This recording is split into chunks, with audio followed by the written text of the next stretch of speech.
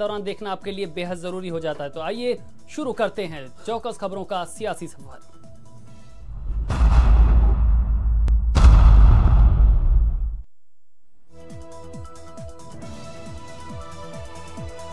कैराना के कांदला के रसूलपुर गुजरान में फर्जी वोटिंग को लेकर संघर्ष। ग्रामीणों ने पोलिंग बूथ पर धावा बोला। पोलिंग बूथ पर बीएसएफ ने हवाई फायरिंग की। फर्जी वोटिंग को लेकर ग्रामीण थे नाराज।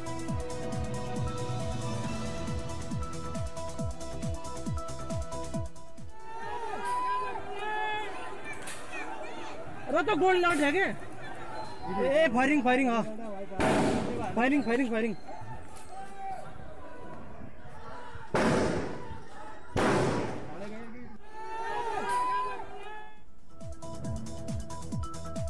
आंध्र प्रदेश में वोटिंग के दौरान एक कैंडिडेट का गुस्सा कुछ इस कदर भड़का कि उसने ईवीएम को ही उठाकर पटक दिया।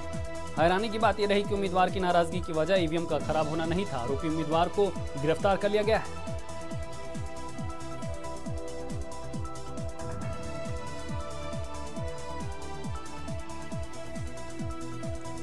कांग्रेस की पूर्व अध्यक्ष सोनिया गांधी ने लोकसभा चुनाव 2019 के लिए रायबरेली सीट से नामांकन पत्र दाखिल करने से पहले सोनिया गांधी ने हवन पूजा और अर्चना की। हवन के समय राहुल गांधी और प्रियंका भी साथ रहे।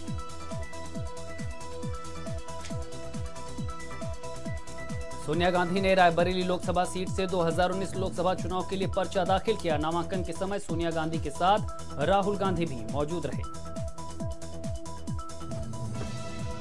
अमेठी में स्मृति ईरानी ने हवन पूजन करने के बाद दाखिल किया नामांकन पत्र। स्मृति के नामांकन में मौजूद रहे तमाम बड़े नेता।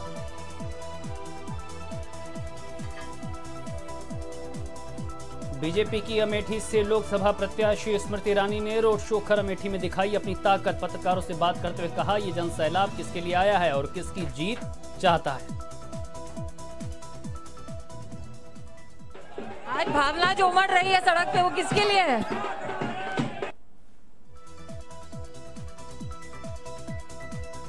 गाजियाबाद में कुमार विश्वास ने वोट डालने के बाद कहा, आज लोकतंत्र के महापर्व में वोट डालने के बाद मतदाताओं के मन में सबसे बड़ा सवाल ये होना चाहिए कि आने वाले 5 वर्षों में देश की दिशा और दशा क्या होगी। क्या वो विकास की और जीडीपी पर वोट करेगा या फिर वो सांप्रदायिक सौहार्द पर वोट करेगा।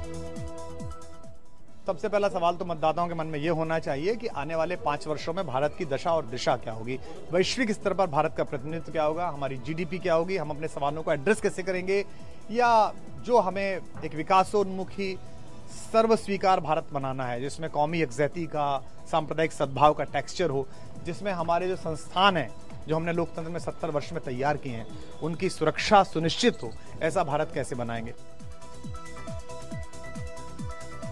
सीएम योगी अमेठी में स्मृति ईरानी के रोड शो में साथ मौजूद रहे। इस दौरान उन्होंने कहा कि देश को तोड़ने वाली ताकतों के खिलाफ मतभेद और मजहब भुलाकर आप सब भाजपा को सहयोग करें।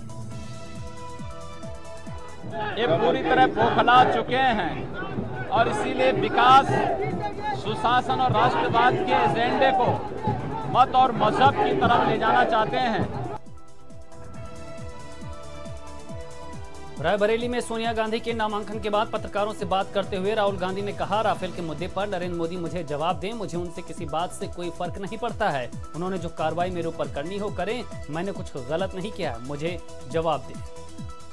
कि नरेंद्र मोदी मेरा सिर्फ एक जवाब दे, जो कार्रवाई मेरे ऊपर करनी है करो, कुछ फर्क नहीं पड़ता मुझे, मैंने कुछ नहीं किया।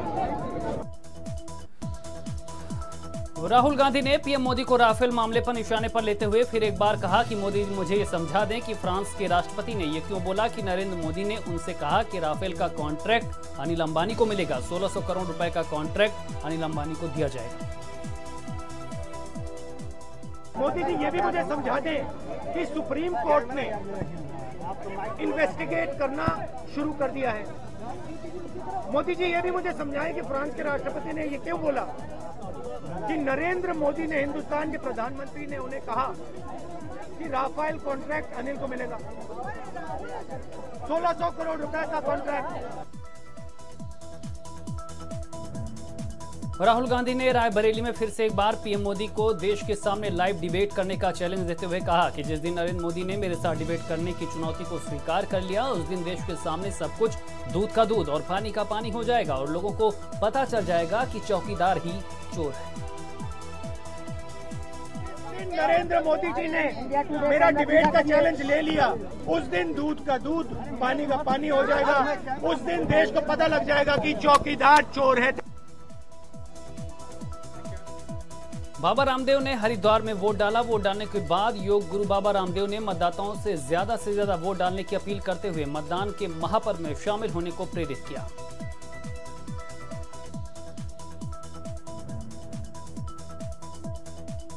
योग गुरु बाबा रामदेव ने लोकसभा चुनाव में विपक्ष पर निशाना साधते हुए और पीएम मोदी की तारीफ करते हुए कहा कि मोदी जी का व्यक्तित्व हिमालय जैसा है। उनका इस देश की राजनीति में क्या कंट्रीब्यूशन है वो सब पूरे देश को पता है। किसी और को उनके बगल में खड़ा करेंगे तो दिखाई पड़ेगा और सबको पता चल जाएगा कि किसकी क्या हाइट है और क्या फाइट है।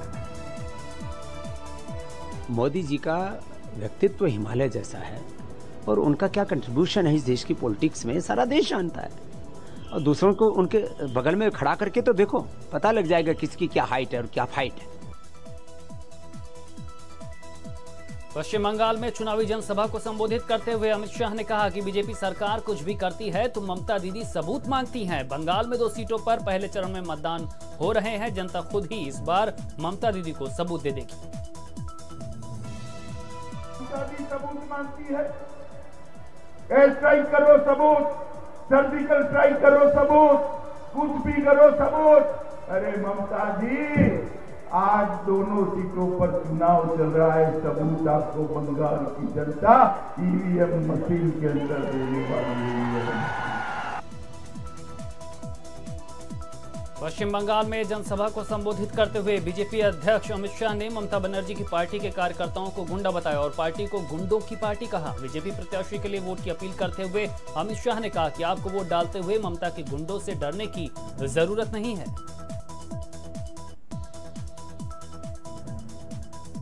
कमल के निशान पर बटन दबाएंगे और क्या? ये नया विवाद ऐसे नहीं, जोर से बोलो, अंत तक दबाएंगे क्या? ममता के गुंडों से डरेंगे तो नहीं। पूरा गांव एक साथ वोटिंग करने जाएगा, गुंडों का मुकाबला करेगा, गुंडों को परास्त करेगा। हमारी देवश्री दीदी को जिताओगे।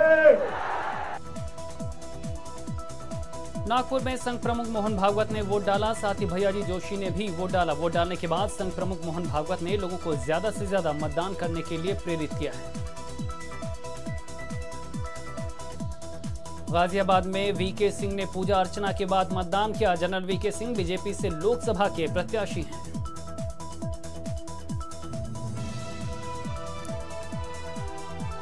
सहारनपुर में बुर्के पर बालियान के बयान पर बोले इमरान मसूद, कहा संजीव बालियान दिमाग का इलाज कराएं। बयान दिया है संजीव बालियान जी ने बुर्के को लेकर कि उसमें कोई पहचान नहीं होती है उनकी, इस पर क्या कहेंगे? संजीव बालियान जी को दिमाग का इलाज कराना चाहिए। सहारनपुर में बीजेपी प्रत्याशी संजीव बालियान के बुर्के पर सवाल उठाने पर कैराना की सांसद तबस्सुम हसन ने बयान दिया और कहा महिलाओं के बुर्के उठाकर चेक किया जा रहा है। पता नहीं मुस्लिम महिलाएं क्या करती हैं, बुर्का पहन के जाती हैं, क्या वोट करती हैं, किसको वोट करती हैं, इनका कुछ पता नहीं चलता। तो उसी के बेस पे यहाँ जो है अब लोगों के बुर्के उठा के जेंट्स ने देखने शुरू कर दिए। अभी जो है कॉलेज में मैं आर्य कन्या में लेडीज़ बिठवा के आई है, मतलब लेडीज़ देखेगी लेडीज़ का।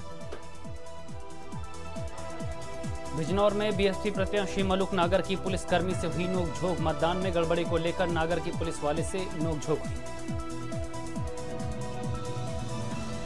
ग्रेटर नोएडा में कैंसर से पीड़ित मतदाता ने मतदान किया। गंभीर बीमारी से ग्रस्त होने के बावजूद भी देश के लिए मतदान किया।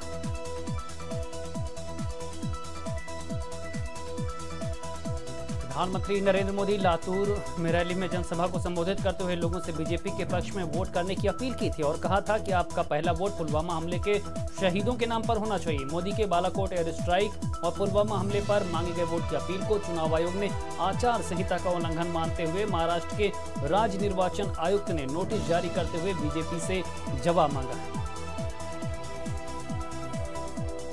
मैं फर्स्ट टाइम वोटर को कहता हूं, आप गर्व से कह सकेंगे, आप अगर कमल पर बटन दबाएंगे या आप धनुष तीर पर बटन दबाएंगे, आपका वोट सीधा सीधा मोदी के खाते में जाने वाला है।